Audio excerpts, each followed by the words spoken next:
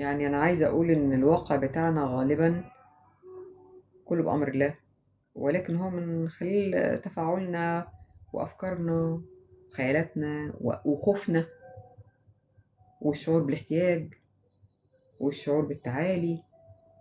الواقع بتاعك ربنا مديك القدرة إنك أنت تشكله بنسبة كبيرة أوي أوي أوي أوي أوي، غير الحاجات القدرية. يعني أنت عايش إزاي، بتختار إيه، بتفكر إزاي، بتاكل وتشرب إيه، بتعمل إيه في يومك. كل ده لما بيتراكم بعد فترة معينة من الزمن بيدي نتيجة أو أثر، وأثر قوي كمان.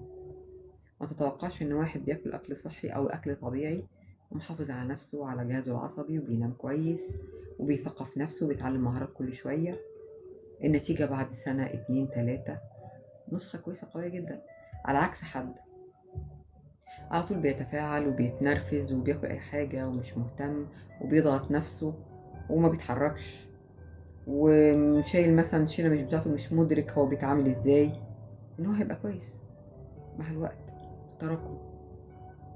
الجسم عامل زي الآلة أو الجهاز اللي عندك انت بتعامله ازاي، بتصونه ولا لأ، بتحافظ عليه ولا لأ، نفسك بتطبطب عليها ولا بتجلدها زيادة، أو سايب لها اللي هو فاكك مفيش لجام مفيش قيادة، اللي عايزاه بديهولها وخلاص مش مشكلة، اللي يحصل بعد كده هتعاني برضه، مش تبع هواك، تبع مزاجك.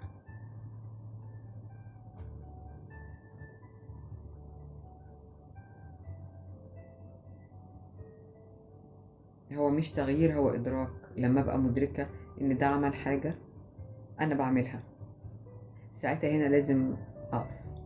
طب أنت بتعمل حاجة أنا بعملها، يا هلوم عليك ليه؟ طب ما أنا أعذر أو أقدر. أو يعني زي ما طلعت مثلا، هو بتكلم عشان طلعت مثلا متواصل معايا على طول وهو أدمن معايا على الصورة خالص، أما يجي مثلا يتلائم أو يعمل مثلا حاجة أو أنا مش شايفة، بتفرج وأنا شايفة ساكتة، مش شرط مثلا كذا. أو مثلا يحاول يبين ذكائه في حاجة أو يوصل لحاجة، ما أنا عارفة، ما أنا شايفة أنت بتعمل إيه.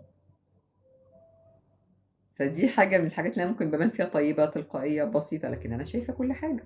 بس مش شرط كل شوية أعرفك أو أحسسك بجد إن أنا شايفة كل حاجة. كذلك نور، نفس الشيء.